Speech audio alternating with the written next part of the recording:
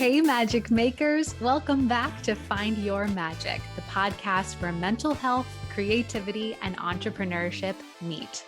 I'm Kelsey Foremost, your host, marketing expert, copywriting expert, and mental health advocate who loves having deep conversations about what it's really like to build a life you love.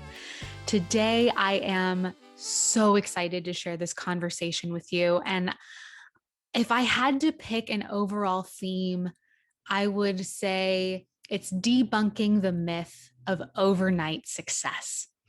My guest today is Eddie Liu. He is a good friend of mine. He is an incredible actor. You can see him right now starring on the CW's reboot of Kung Fu.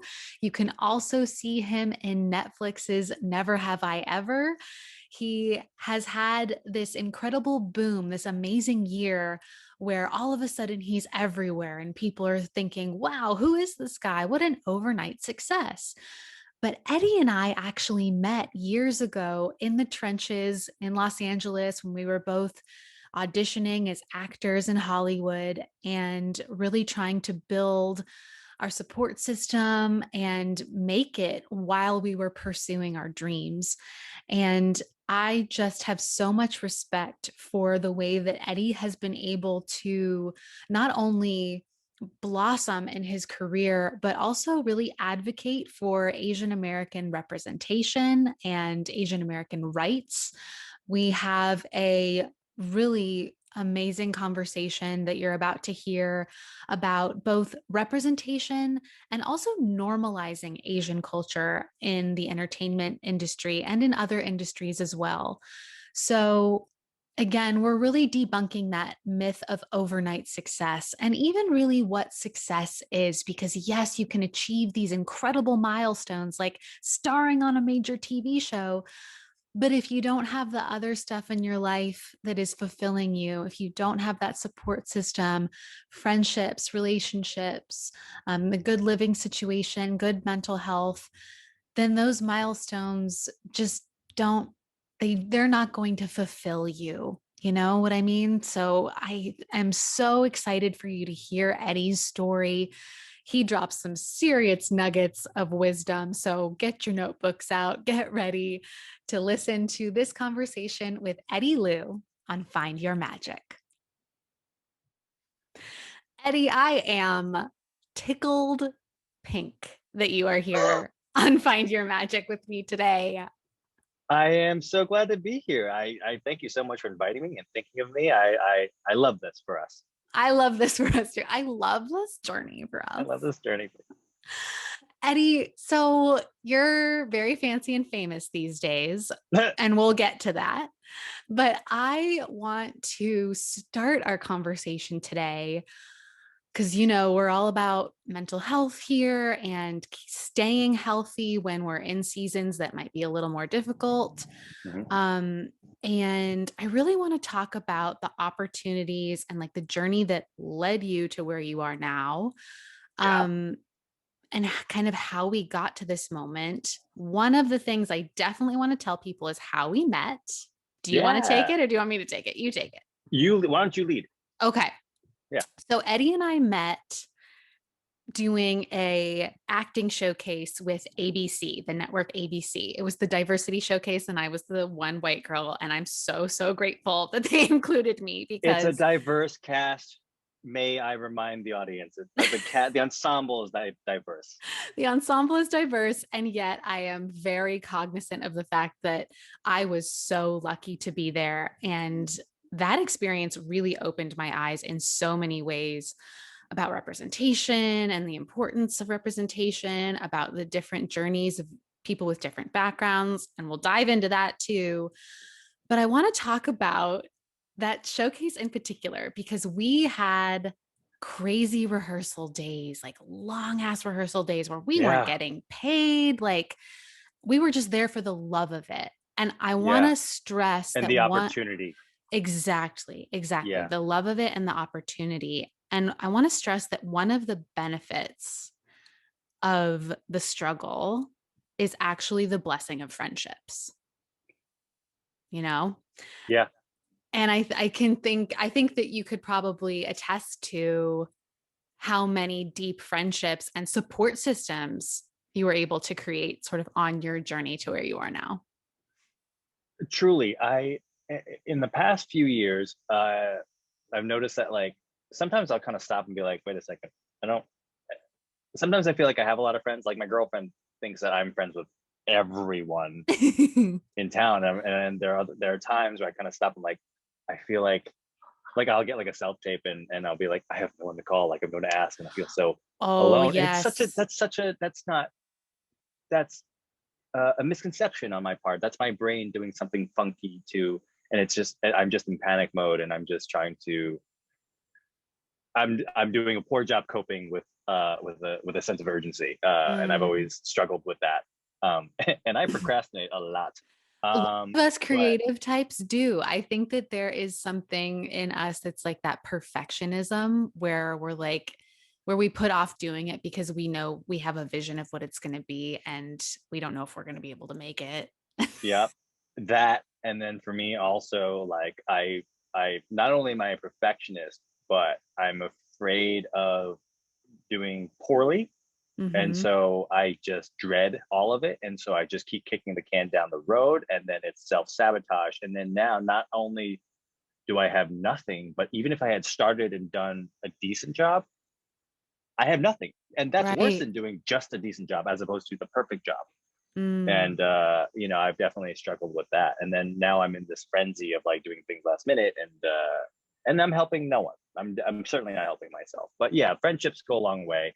And building really strong, healthy bonds where you can help each other, support each other, even if you can't help each other. Because I've found myself in like the blind leading the blind situations where my friends and I are trying to like to crack a code on like an audition or some sort of industry or work related thing, and at least you know you're not alone. And that's a really important thing to remind yourself of. Like you are not the first person in the world to go through this problem. Dude, preacher choir. I think that that is helping someone. I think that being in the trenches with someone and being brave enough to say, hey, I actually don't know what the best thing is here, but I'm willing to be with you while we figure it out. Yeah, yeah, and the showcase was like that too. It was, I mean, I very much went into it. I had heard a little bit of advice from alumni, like showcase alumni from years past, who had said like, just remember to have fun, just go with it. It might be a little stressful, like it's to various amounts for different people. And I took that. That resonated with me, and I was just like, I kind of I didn't really face my struggles until,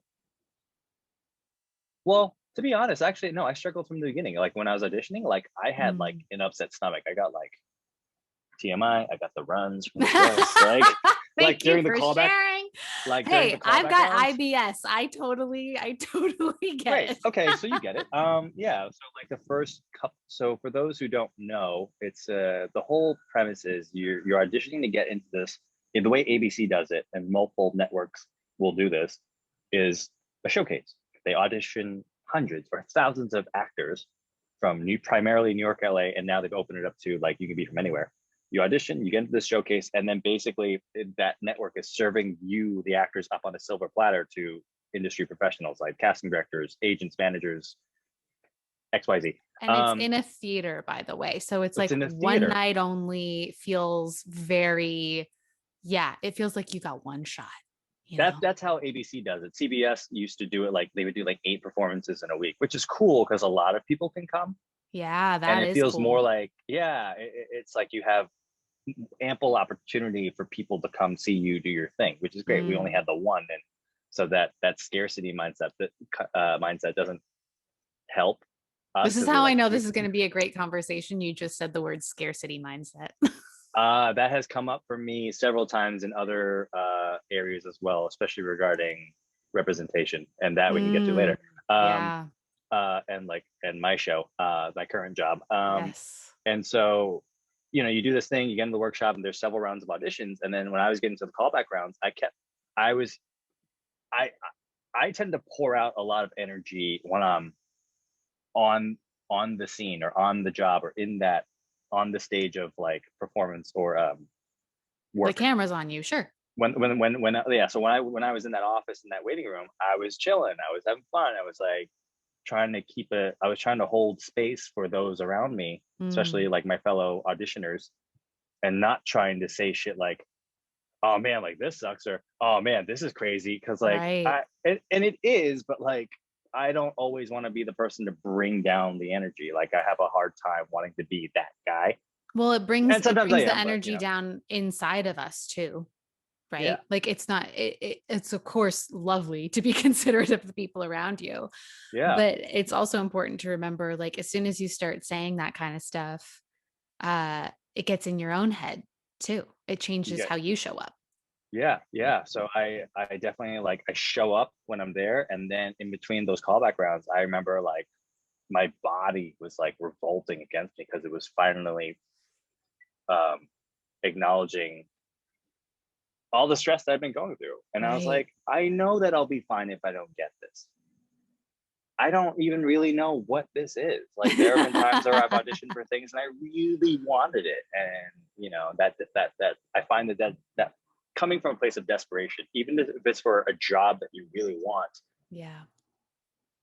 it's great to care. It's great to be hurt by the loss of the job that you didn't get. But at the same time, coming from a place of desperation is not conducive, and it's not healthy. So So I had to how learn do to have we fun and let go. yeah, that just answered my question, which was Oh, how how do do we? you think we show up and care, but also not come off as desperate? And I think you hit the Yeah, nail on the head. You have to have fun and let go. And I'd add to that, have confidence, which I think is yeah, like the most annoying thing to say because, like, oh, yeah, easier said than done. Just go in there and have fun and have confidence. Like, do, do, do, do, do. yeah. I think for me, my finding my confidence, especially at a time when, for example, the showcase scenario, and even in the years after, like Mm-hmm. auditioning for the things that I eventually got, or most of which I did not get. Right. It's really easy for us. It's human nature to compare ourselves Ooh, to others. yes. Comparison is the thief of joy. It is, yep, Theodore I believe. Roosevelt.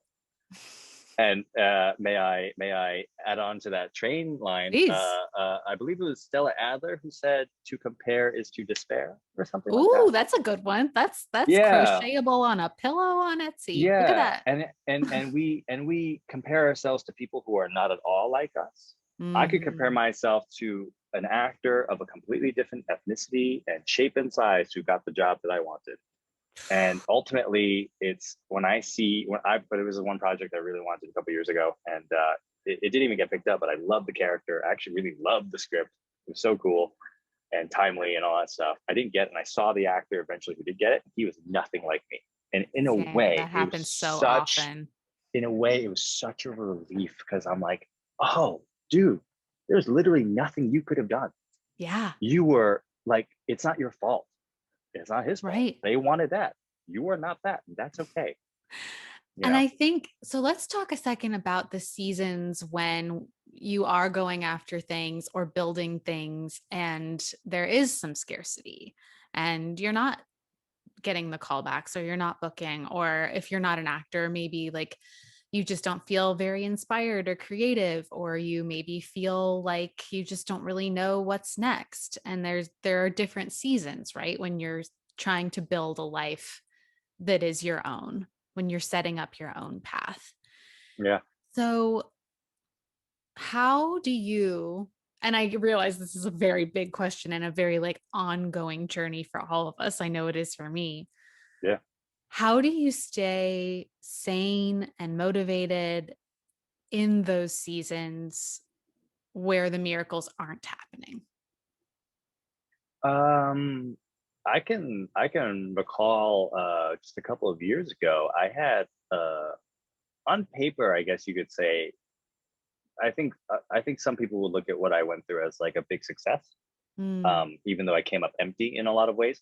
I had one pilot season 2 years ago where this is probably like my third like real pilot season where I was like really going out for many different great opportunities, and like most people can't scratch that. And I was right. like, I need to remind myself like, dude, what you're doing here is great. Like Yeah. you're trying out for the NBA every season. You basically get to enter the NFL draft every year. If you're an actor and you live in LA, you live in Olympic Village. Like you It's the Olympics. the Olympics all day, It's every day. it's insane. And I had to really kind of remind myself, like, dude, you were surrounded by really great supportive people, like your team. Like I was like, buddy, you have reps, you have Mm, representation, you have good effective representation that's willing to pitch you and go to bat for you, and that in and of itself is great. And now to not, you have to like not be burdened by the the blessings and the benefits that you have in your life, and then you have to be like, what, how do I take my surfboard and keep and run straight for the big wave, because that's mm, my job now. The yeah. job is to get up on the board and then fall off. Ooh, I love this metaphor. I love visual metaphors. Surfing. But I your love job, analogies, I love great, metaphors. great. Resident Yeah, word nerd metaphors are my jam. and not every So, swell is going to be the big one. yeah, yeah. Did you train to ride all the small swells? Did Well, you? and And it some people takes didn't, practice, and it and it takes takes practice. practice. And I think that that is something I have to remind myself about all the time, especially going back to what you were saying about comparing yourself to other people and like, oh, Mhm. well, this person has this milestone, or this person made this much money, or this person landed this gig. Why not me? Why not me? Why not me? And Yep. losing sight of all of the steps I've already climbed Yeah, I and went through just, that hard, especially yeah. that year. So I went after that pilot season, and I tested for a pilot on CBS. We went Mhm. back, a bunch of us went in several times, and they wanted like the next Asian male lead man. So this is coming Well, off the haunches of Crazy Rich Asians, right. and in terms of like the conversation happening in our town and in our, especially the Mm. Asian entertainment community, where a lot of us are we're very vigilant, Vigilant and very diligent. Vigilant. New diligent, and word. very steadfast, and there's a lot of passion, and there's a lot of like, not tension in terms of like necessarily within towards each other, but more so like we have such a high demand now and a standard that we want to hold Hollywood and the industry across Mm, the board to like how we are represented. Going back to that scarcity mindset of like, we only get so many opportunities to represent our community. And when things get whitewashed, or when you have only Caucasian producers behind an Asian cast sort of thing, wow. it highlights certain things where it makes people look like, it makes it look like there's smoke, and if people think there's smoke, they're gonna be like, there might be fire there. Mm, That's not to say like, and here's the thing, like we want equality and equity, and so that doesn't mean like a non-Asian person can't ever direct Asians, because we want Asians to be able to direct non-Asians, right? right. So I'm not saying like everything has to be like fully Asian across the board through. We're just saying we want But I think what more you're saying is incredibly balance. important. Of course. Well, and let's not forget that, it is far from where it needs to be right now. As an ignorant white woman talking, I think you're being a little hard on yourself. well, I'm Uh, just saying I have not experienced personally the same experiences that you have, certainly not in the entertainment industry. And representation does matter. And so I can conceptually sort of, sympathize, but it's hard to empathize if I have never truly been in that situation as much as I want to. So what I'm but trying to, you just even being here and talking to me about it is just like, most people don't know how to even begin to do that. So this right here thank is you. great. Like this, I'm look at us. so This is great. glad. I'm all about brave and dangerous conversations, and I appreciate that very, Oh, very yeah, thank you. Yeah, so like that pilot season, it was there's all these like external extrinsic pressures much. that Mm, keep, there will always be outside noise, and that's not to say that those around you and talking about the job that you want, or whatever XYZ stuff, like that doesn't mean that it's always noise or that it's invalid. Like there will be a lot of valid concerns and criticisms being thrown, say like bullets flying over your head, that you have to like, especially as like we're talking about the entertainment industry, where like there's so many high stakes projects mhm. and all the time, and everything feels so urgent all the time.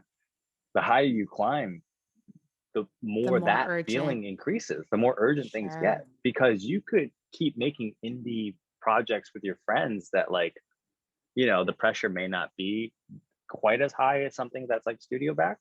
And if Mm-hmm. you want to stay there and if you want to relish in that, like really like be proud of yourself for making that sort of thing. But just so everyone Yeah. knows, like for what a lot of us are trying to do, especially like for me as just me as an actor in this town, like it success coincides with high stakes and pressure, which is just unfortunately how it is sometimes.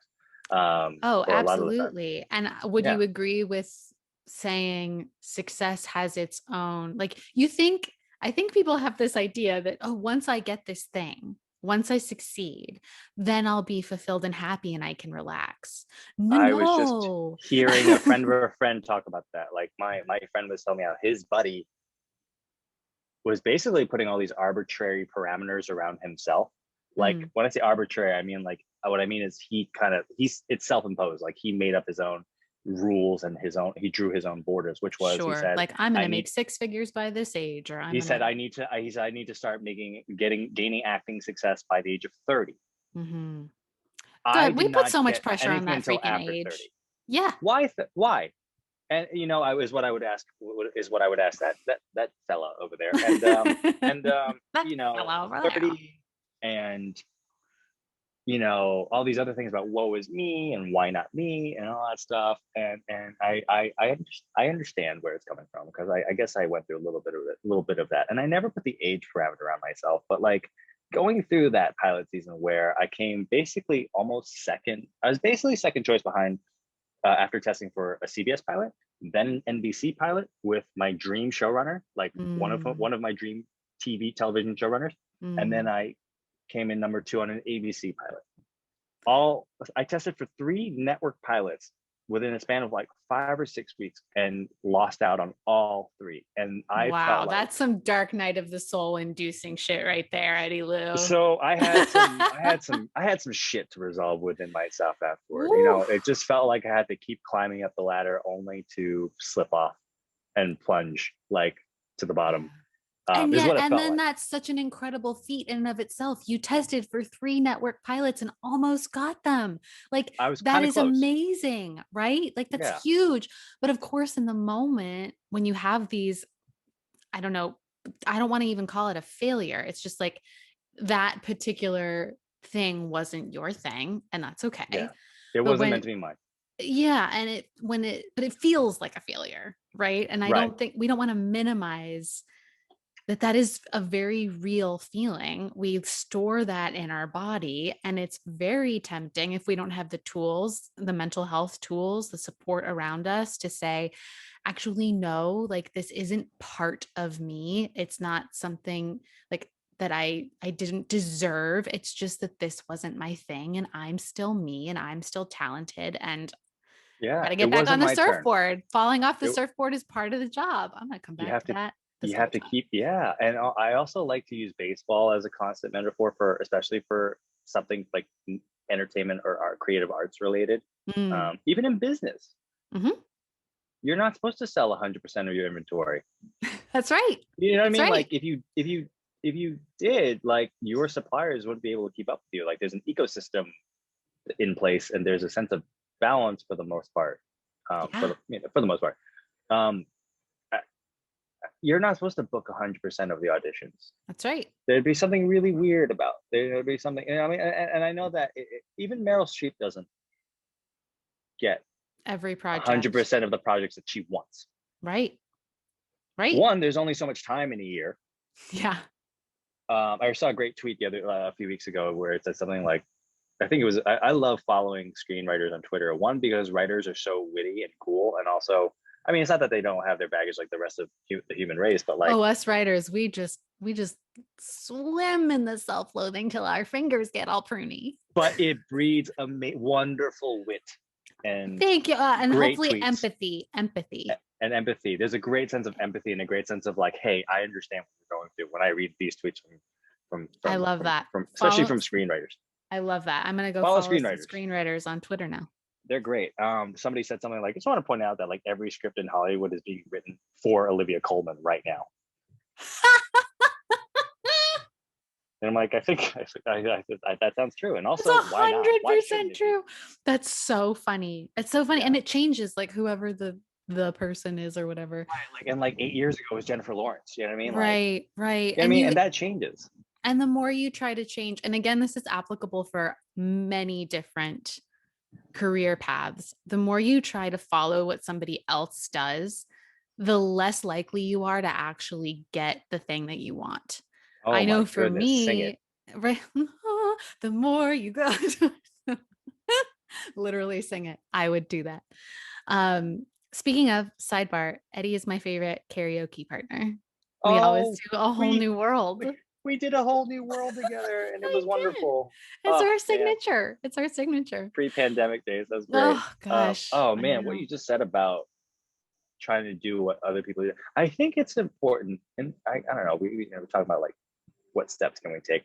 Well, this Mm, is maybe on a more macro level, not so much micro everyday level, but I I love talking about the macro level, yeah. and and I my manager is big into the law of attraction, like not The like law of necessarily attraction. the law of attraction, not Love it. necessarily from the iteration of like The Secret, but more so No, but from like the Abraham Hicks energies. Yes. energies, Abraham Hicks, like that sort of thing, like You are what you in the put right out. place. Great, amazing. Like, all right, so for the listeners, like what you put out is what you get back. And that can be very, I understand that can be very frustrating to hear for a lot of people, especially when they're Hmm. going through some what we call contrast. In other words, the thing that you don't want necessarily. Mm. Um, and after, not only did I lose out on those 3 pilots, later that year, there was a huge uh, feature film that was casting Asian guys, um, particularly just one Asian guy.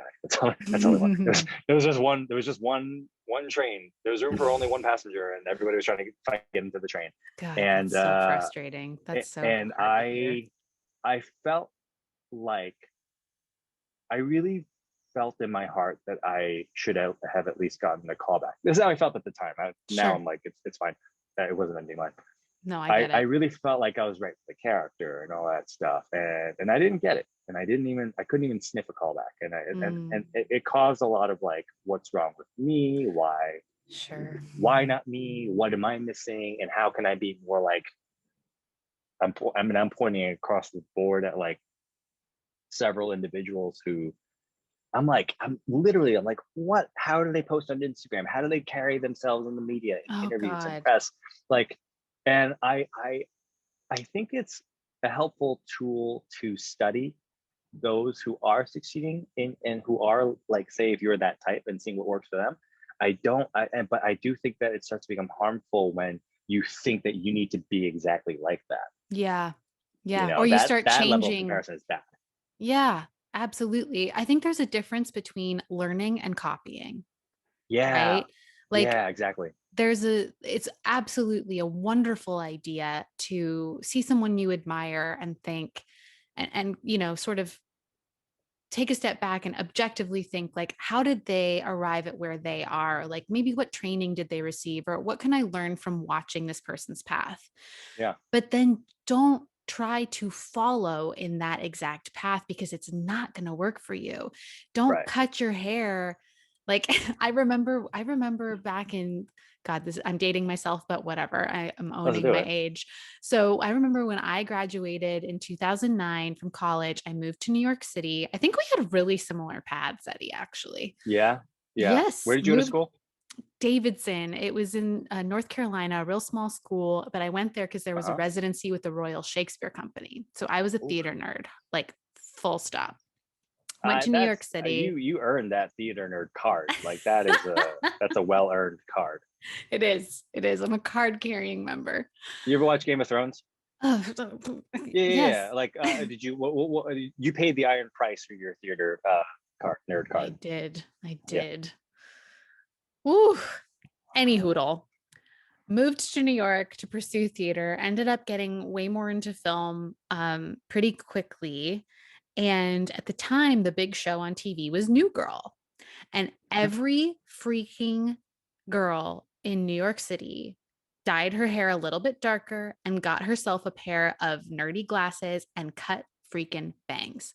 Every Oh wow. single girl. Like you'd go into an audition room and it would just be doppelgangers of Zoe Deschanel because Right, that was right, what right. was hot. And so everybody who was thinking, oh, Zoe Deschanel and New Girl is so hot right now. I have to, like, if I fit in that box, then they'll see me as, a, on par or a star or whatever. Right, right. But they were doing themselves a disservice, me included, by the way. I have those awful headshots in the plaid shirt with the thick rim glasses. I've And then got you them. pop the lenses out so Sure that there did. wouldn't be a glare Sure in the did. lights. We all have those terrible glasses headshots, let's be honest. But it's so true that like as soon as somebody did that, first of all, you get called in for the wrong things. The wrong opportunities start presenting themselves because they're presenting themselves for the person who is that thing. Yep. So the more Yep. you can be and the more work you can do kind of separate from your career, really, honestly, more work you can do on understanding yourself, the gift that you have to give, the unique thing you want to share with the world. That's what's going to attract the right thing. Back to law of I, attraction. I really feel like that the more true I stayed to myself in a performance aspect, like because I'm going to try to stay a little bit more a little less general for the listeners and the viewers. Like I really tried to like figure out like what makes me interesting to watch and Mm-hmm. what really separates myself. Because the guys I was comparing myself to, I arrived at this moment of like, all right, he's handsome, but is he funny? You know. But then I come across like really funny like other Asian guys, and I'm like, yeah, he's funny, but is he handsome? And then I'm just digging myself into this crappy little hole of self-loathing and comparison, and like God, that's hilarious. it wasn't always healthy. But like what I had to figure out was like, wait, I can do comedy, and I Mm-hmm. do have comedic timing in a way that not all of these guys can do. That's right. Identifying your And gifts. I was trying to, yeah, and I was able to identify that, especially in that pilot season where Yeah. I think I would like to think that a lot of actors could point at that and be like, oh shit, like that's pretty cool. Like Yeah. I understand from the outside perspective, like that's what everyone wants to do. And while it sucks to feel like I failed or feel like I lost, especially because like I was really poor and like It's one another pilot check layer. would have dug me out of a financial hole for at least a little while. That would have definitely solved some problems. Mm. Um, and I was going through like personal like family drama at the time, and like it was just very taxing. It was just Yeah. I felt like I was like I can gain so many things and reach new levels and just not even like live splendidly, but just like get myself out of this shithole that I was currently stirring in. And like, but what I found through all of it was it strengthened my wings, Mm. and that's what Mm. I needed. And after that, like after going through 3 network tests in front of rooms full of suits Mm-hmm. and going in and out, really not too different from the ABC showcase Right. casting process. Right. Like to be able to go in, have a bunch of people look at you and maybe not laugh Yeah. in a Oof. comedy. Yeah. Like when they don't laugh, it's not necessarily because it wasn't funny, but because a lot of times they're buried In in their there, and notes and they're thinking, yeah, their how notes tall and is their this person? Or and like, then yeah. they're also thinking about the ensemble. I know that with our A showcase situation, a lot of it is them like thinking about who should I pair Kelsey with next? Who did Eddie not read with who I really need to see before we run out because we all have to leave in 20 minutes. Right. It's a lot of business stuff that like I mean, That has there's nothing so to many do times with there's you. nothing to do with you, and the person vying for the job or vying for the project or the part, Mm-hmm. we concern ourselves with all these things that are. It's not your job to worry about that in the moment. So Oh, when it comes yes. when you're in a pressure situation, it's not your job to solve everything or have all the answers. Your job is to do just your job. And in Yeah. that moment, it's to stand and deliver the thing that you're supposed to do, whether it's that scene or that creative thing or whatever the hell it is. And I I might have so after I got turned down from those 3 things, the first project, we'll call it Project A, did a new round of casting, Oh, and wow. I went back in again. Wow. Wow. Wow. And I was a more optimistic version of you remember Owen Wilson after when he starts being Wedding Crashers, when he starts crashing weddings by himself. Yes. Oh And he my kind of, God. and he's really jaded, and he's talking to kids about how like, oh, like everybody ends up alone or everyone dies or something.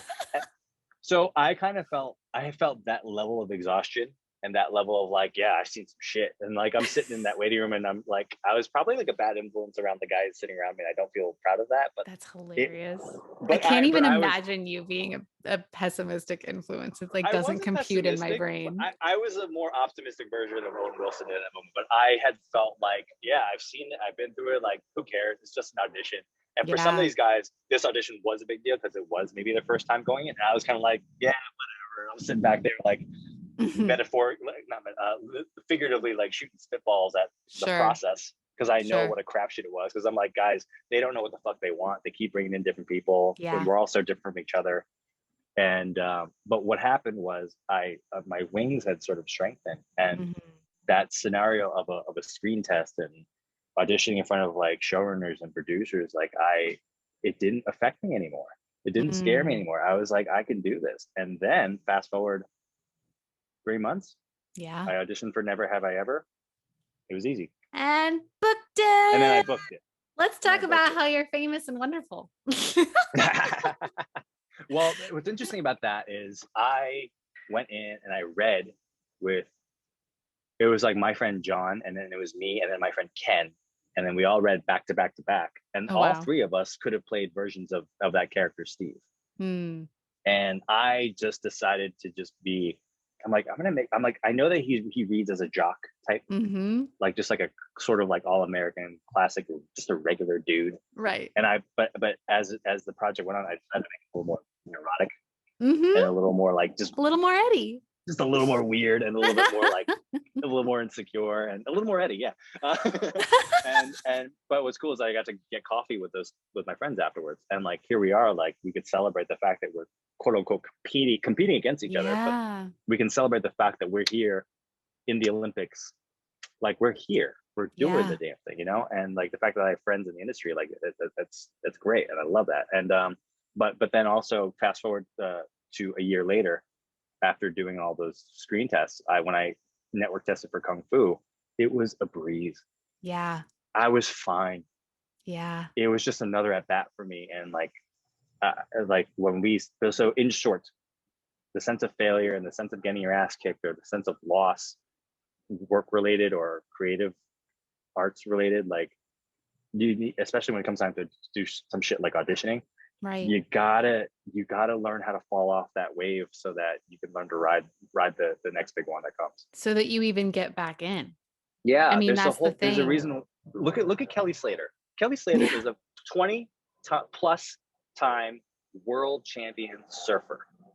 If you look at his body, he's not built like a bodybuilder, but you look at him, you're like, that is a man with full body stability and a healthy function. Like all his muscles can engage and work the way that's supposed to when you ride a surfboard. And that Mm-hmm. you build that from years of surfing. Right. There's a reason why a rookie NBA player doesn't become MVP most of the time. Unless you're Like Steph Curry, shout out unless you're Davidson. Steph Curry, yeah. And like even like Michael Jordan got cut from his high school varsity team a couple of times. You know what I mean? Like I love that. like everybody needs to quote unquote fail. Like in Brazilian Jiu-Jitsu, there's a saying, and now I've seen it applied to other things as well. Like you either win or you learn. Oh, can you repeat that for the people in the back? You either win or you learn. Boom. Sometimes you lose and sometimes it sucks and sometimes it takes a moment for you to take a step back and assess what this means and what the fuck could you learn from it. And like sometimes a loss just sucks. Yeah. But and I hate being the guy that says, oh, everything happens for a reason. Sometimes things don't happen for a reason, like when they do happen. But if you do have the ability to take a step back and give it a reason and give it meaning Mm-hmm. and give yourself a lesson to obtain from that loss or that thing that's hurting you, Yeah. more power to you. Like that can only be a benefit. I love that. Assigning it a reason. That reminds me of something that my therapist actually helps me with. She gave me this sort of exercise when it was one of those times, one of those seasons where it just was like thing after thing after thing after thing. I feel like we've all been in that. Like a job thing, a relationship thing, a family thing, you get a giant zit, like all the things happen. Boom, boom, boom, boom, boom, boom, boom. And she goes, okay, next time a thing like this happens, after you give yourself the grace to sort of either mourn the thing or rage at the thing or whatever it is, I don't want you to put it away until you say, it's good this happened because, and fill in the blank. Mm-hmm. So, Mm-hmm. like, and it works, by the way, going back. Like, if there are things that you still feel resentful of or, pissed that you didn't get, like, oh, it's really good I didn't get that job because then I wouldn't have been available for Kung Fu. Or it's really good I didn't end up with that guy because then I met my husband or whatever it Mm-hmm. is, Yeah. and they can be little things, but it's a small mental shift that has really helped me of just when you have a second and you've sort of gotten through that initial wave of just shit, saying, you know what, this is actually good because fill in the blank. I also like to think of it as, and this is, I learned from my friends who like are really big into Abraham Hicks. It's like Mm-hmm. when things like, ask yourself if it's happening to you or happening for you. I love and that. and then those things that are happening either to you or for you, depending how you feel about that thing in that moment, I, you could think of it as like that thing is getting you ready to where you want to go. Yes. Okay. Do you feel like Never Have I Ever, which, by the way, if you guys don't know, is an amazing, adorable show on Netflix that It's really good. to be honest, Eddie, okay, both of your shows, I was like, all right, I got to watch Eddie's shows. And okay, real talk, you guys, when you're an actor and all your friends are actors, you're constantly having to be like, okay, I got to watch this person saying, no, no, no, no. Right. But they're both so good. Like, Thank you. Never Have I Oh, Ever. geez, I thank you. binged the whole season. It was the cutest darn thing. I Yeah, loved it so much. yeah, Uh, it's it's so well super done. funny. It made me it like took me back to high school in my heart. It was so great. Yeah, But do you kind of feel like Never Have I Ever really got you ready for Kung Fu? It was such a thousand stepping percent, stone. 1000%. And I remember when I got the audition for Kung Fu, I had two reactions. One, a show called Kung Fu on the Mm, CW, great.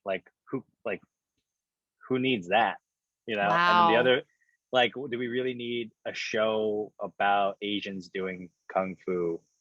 Was the first reaction. That was before I actually read the damn Sure. thing. I was The gonna second say, and then reaction you was, read it or watched it. and Yeah. then I started to read it and I read the breakdowns, and then the second reaction was, I'm not gonna get this. And I felt in my mind, I saw, I in my mind's eye saw an archetype, and I started to picture a few of my Asian actor buddies who I Mm, knew were on paper this role. interesting. And so I went into the audition with a sense of, also, fun fact, I auditioned for two roles. I auditioned for my role, Henry, and I auditioned for Nikki, the lead's brother, I was gonna say the Ryan. brother. Yeah, yeah, yeah. Because in the breakdown, and when I read the sides, I felt like I could have really gone either way as far as Mm, like who I am as a person and like Eddie's essence, and kind of like, Ryan was funny.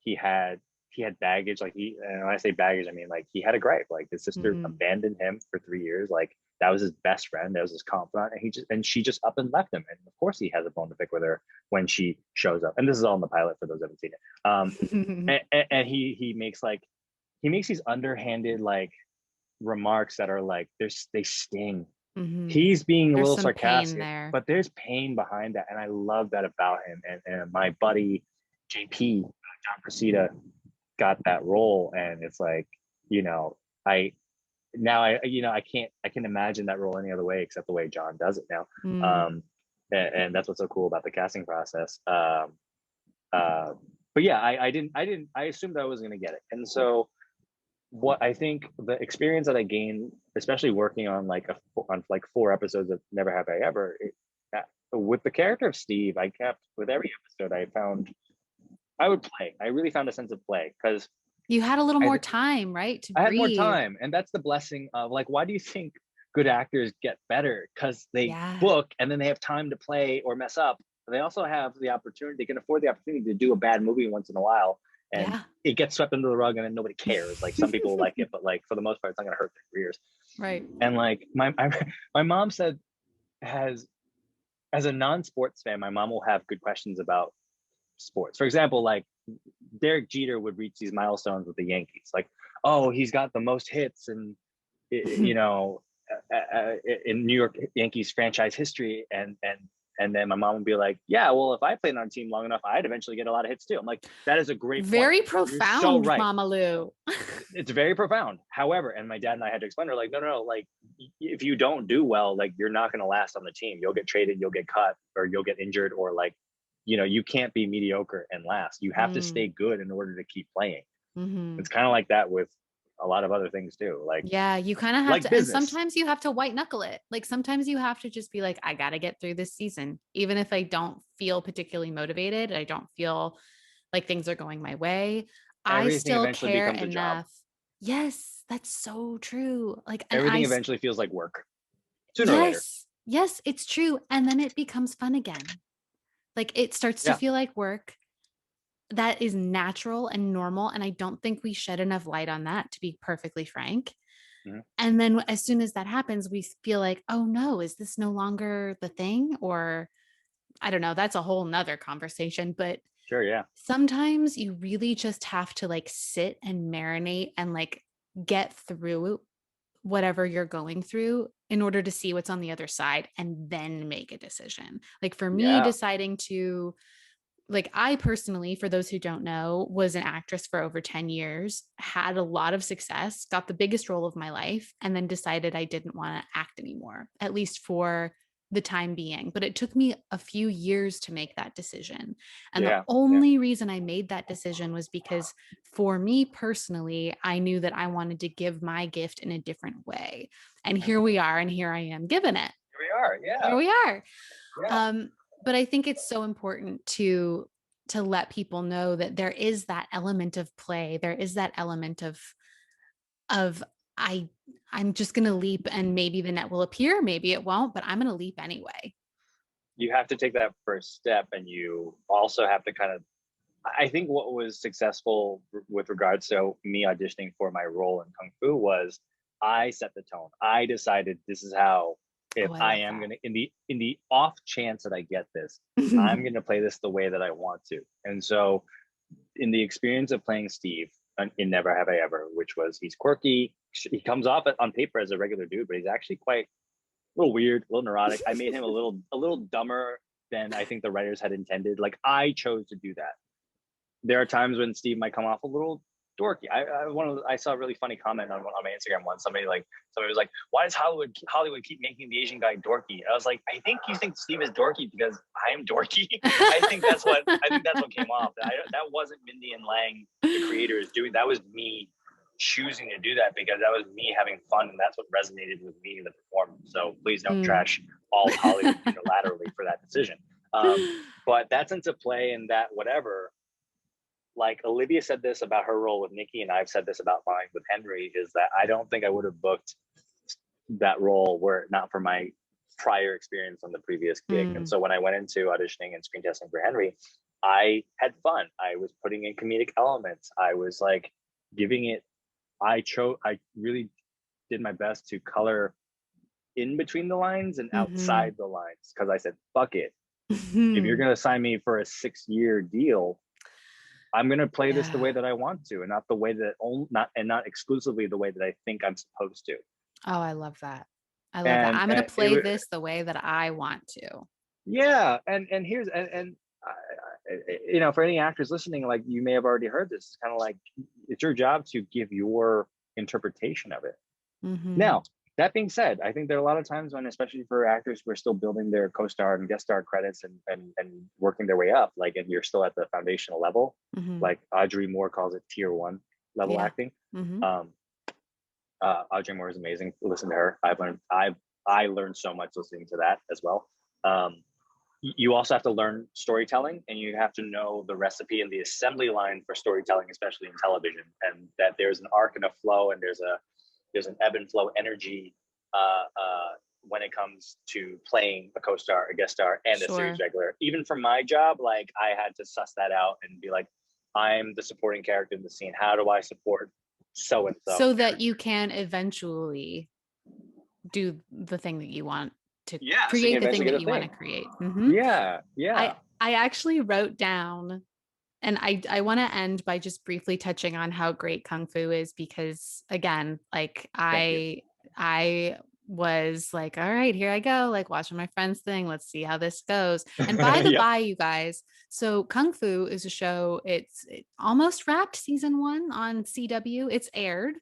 Yeah, we have And as of today, as of recording, we have our season finale is next week. wow, That's it. that's One episode left in the amazing. season. Yeah. One episode left in the season. And Kung Fu, it's actually a reboot. And the original was 1972 to Yeah. 75. I looked on IMDb before this. And Nice. the lead was a white male in, Playing a mixed race Chinese man. yeah, Yeah. there's all kinds of problematic.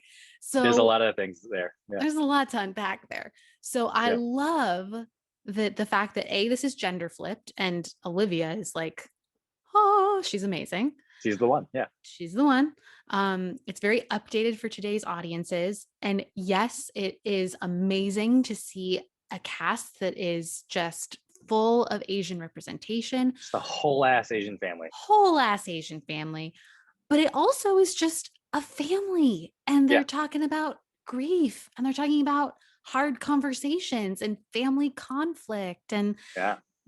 sexual identity. And it's Yeah. so important to call attention to in my opinion, such a great example of both representing Asian culture and normalizing Asian culture. It's both. Yeah. Because this family is while they're distinctly a Chinese American family, it's also just an American family. Mm-hmm.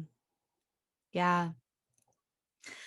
Yeah. And I think that there's this line in the very beginning, and I literally scribbled it down on my little paper here because I was like, you've got to say this in the Ooh, let's hear it. podcast with Eddie today. It's, you make the path that you live.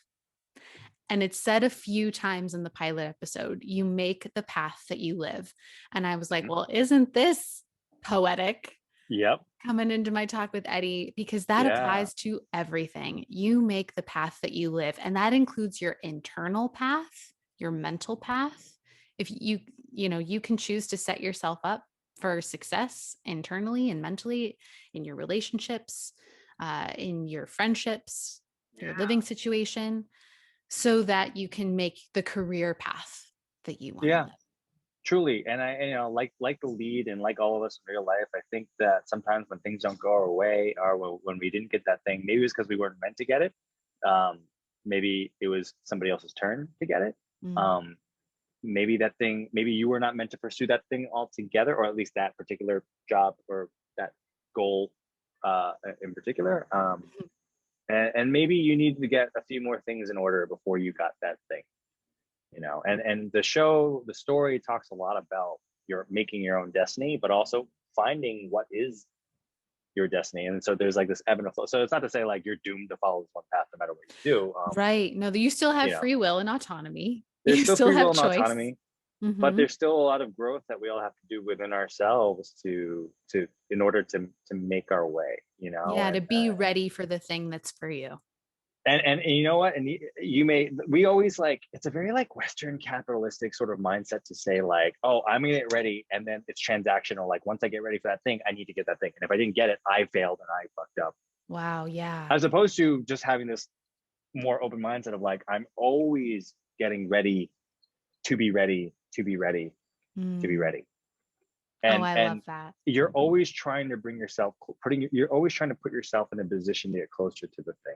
So even if it's not the next train stop, it might be like a few more down the stretch, and that's okay. And then you'll be able to figure it out in hindsight later on as to why it went or didn't go the way that you had previously planned. And I think that's when people talk about enjoying the journey, that's how I like to color in that perspective. As opposed to being like, oh, I lost my luggage and I'm lost in the middle of Europe. Like that's hard to enjoy when you're out of money and your phone is dead. Like that's a little hard to enjoy, but Could but then figure you it can kind out. of take a step back and be like, all right, what was I supposed to learn from this? And also, how did this happen? Like there's kind of a reason this might have happened, right? How did this happen? Ooh, Which big may or may not be one. your fault. That's up to you to suss out. And Sure. like accountability is good. Accountability is good. Also Agreed. pointing out the flaws in the system surrounding you is also, I think, is always a healthy Also very activity. good. Also very healthy. Yeah. And So necessary. yeah. But I think for me, it's always been like being ready to be ready, and so on and so forth was sort of the overall mindset that I had to adopt for a while in order to get to anywhere near close to where I got to, and I still have to keep doing that. As do we all. And it's a constant learning curve and a constant journey. And gosh, there's so much that I just got out of this conversation. And now I'm thinking about, putting out the energy you want to attract and staying Yeah. ready and making sure that that everything else besides the dangling carrot in front of you is set up so that you are continually ready for when the opportunities cross your path. And even when those opportunities come and you do get what you want, I can sit here with a straight face and tell you I've gotten so many things that I want. It doesn't fill your cup in the way that in the way that you think it does, in terms of like, would I give back anything that I have right now? No, fuck no, I'm keeping it.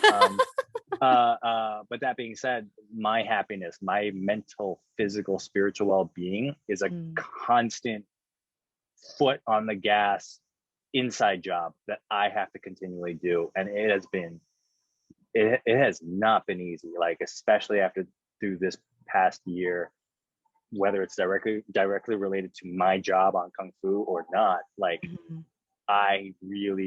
it's my job to do my job. Yeah. Which is, I think feeling good is, while it sounds very, very vague, I think when in doubt, if and when in doubt, and we often will be, which is okay. Sometimes an option is choosing the path of least resistance, but also another option is finding the path that makes you feel good and that feels right. Yeah. Yeah.